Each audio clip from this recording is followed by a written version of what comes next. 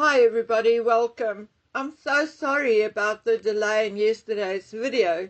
I was not feeling too grand yesterday, so I was really slow. And finally, after I'd gone to the pharmacy to get my medications, which I had not been taking for about a week, and I started feeling better, something happened with my software, and I could not load any pictures or photographs into my video. This morning I backed up all my work and cleaned my daughter's laptop, and voila, there it went. I guess we all get days like yesterday where it's just too busy and absolutely nothing works the first time. Anyway, I'm back, and before I address anything else, I want to chat about William and Catherine's visit to Pontypridd, because they deserve our attention and support. And not the one with mad cow disease who went and posted a video in an attempt to overshadow them. Remember, she does not care whether it is positive or negative attention, as long as it is attention. So, let's just not give it to her, okay? Well, I actually don't know where to start, because I think William and Catherine are just so awe-inspiring. And compared to Harry and Meghan and Charles and Camilla, they are just bringing the love back, the smiles and a sense of comfort in their presence. Not only is William starting to abolish the old feudal leasehold system, but him and Catherine travelled to Pontypridd in Wales by train. Not the royal train, but a normal commuter train. Newspapers are saying how surprised the other commuters were on the platform. Of course, many stopped and watched and tried to take photographs of the couple, etc. And Catherine did turn and wave. William and Catherine then had to take their coats off at some point and don aprons in order to help make Welsh cakes at the Welsh cake shop. They also met with other business owners who were badly affected by Storm Bert and Storm Dara in November and December. You know, I think this is one of the reasons why we like William and Catherine.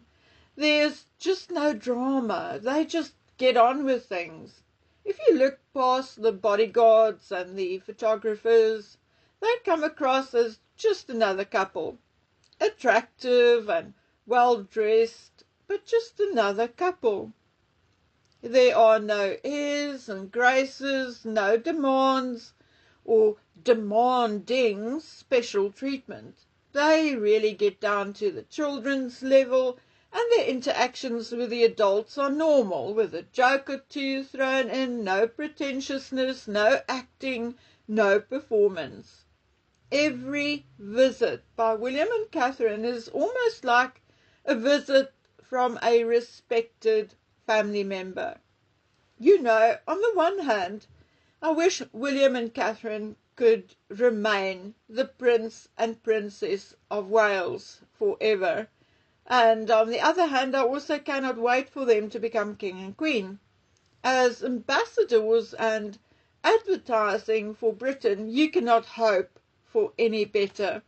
Yes, I do not always agree with William or like all of his affiliations, and nor do I really like his beard. But we do not have to like everything about someone all the time to still be loyal or approving of how they do their job. I mean, President Trump is the perfect example. I personally think he's doing a great job. I think he's giving America all he's got in an effort to make the country great again and make life easier and far more prosperous for the people. But would I, as a woman, want to be in a relationship with, say, President Trump, or want to trade places with Melania? My dears, that would be a definite no. But like I said, that does not detract from what I think when it comes to the respect I have for his intentions and the way he's doing his job. And the same goes for William. William is 4 years older than my eldest daughter, so he could very well have been my son. So I can care about him without having to agree with him 24/7. Now, I'm not going to talk about someone's latest video, trailer, or whatever it is supposed to be. I mean, seriously, the more she pushes herself down our throats, the more others push her down our throats, the worse it gets. Honestly, I do not hate anyone, and I specifically do not think about the Queen of Narcissism much when I'm not working. I mean, my life is full. I have a grandson and a granddaughter whom I love very much, 2 daughters whom I'm proud of. I have an old house and a garden which I'm trying to turn into something. I really have very little time to think about Miss Snarkle much. And I really would rather think about someone or something far more positive in the time that I do have to actually think. I mean, something more positive and less irritating. Having said all of these nasty things, I have to credit Meghan Markle for sometimes making me laugh so much that my stomach muscles ache and my eyes water. And so it was when I read this. The Duchess made a last-minute trademark application just hours after announcing the rebrand last week. The new filing, made twice under 2 different as-ever fonts, covers mixes for bakery goods, cookie mixes, biscuit mixes, crepe mixes. People of the Bookworm Palace, I laughed and laughed and laughed, which was a rather awkward laugh as I had a bit of a dicey stomach these last few days. Now, I mean, just close your eyes and imagine the movie that could come from this.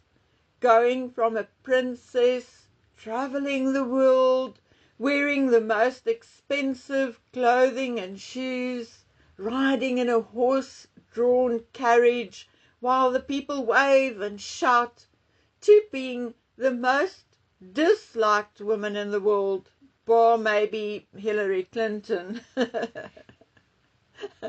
Anyway, the universally disliked woman now trying to sell dry biscuit mix. I swear, it's only Meghan Markle who ever managed to go from princess to more common than a commoner. She must have gotten the wrong end of the stick when she watched Princess Diaries, or maybe they showed it to her backwards. I don't know. Okay, now, anyway, I feel vindicated, and so should P. Dina. We were the only 2 who told you and who both received the same information, namely that WME was kicking Meghan Markle to the curb. Everyone else came back with, no, that's not true because she's still on the website, and WME themselves confirmed that they are still working with her, blah, blah, blah. And now it is finally being leaked that Ari Emanuel is no longer taking her calls.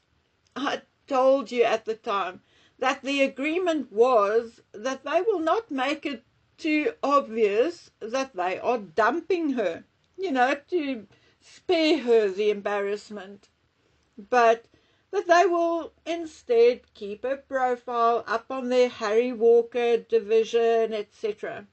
Apparently, an appointed junior rep will pass on inquiries to, or even discuss it with Meghan, but that is it. if anyone should call to make inquiries about Meghan Markle, they will give you the runaround until the cows come home. No one will admit that they are no longer representing her, and no one will actually represent her either. Anyway, guys and gals, as I went through the last bit of news to see whether there's anything else to talk about, I saw that Gene Hackman had died. Something, however, appears to be, shall we say, not exactly right.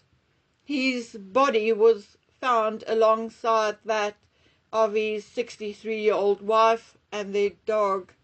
At the moment, there's not much else available, but I find it really, really sad.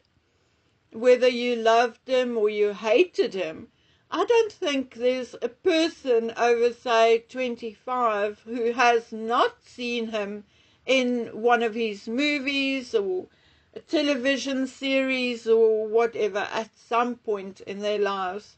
His first significant role was in 1967 in Bonnie and Clyde.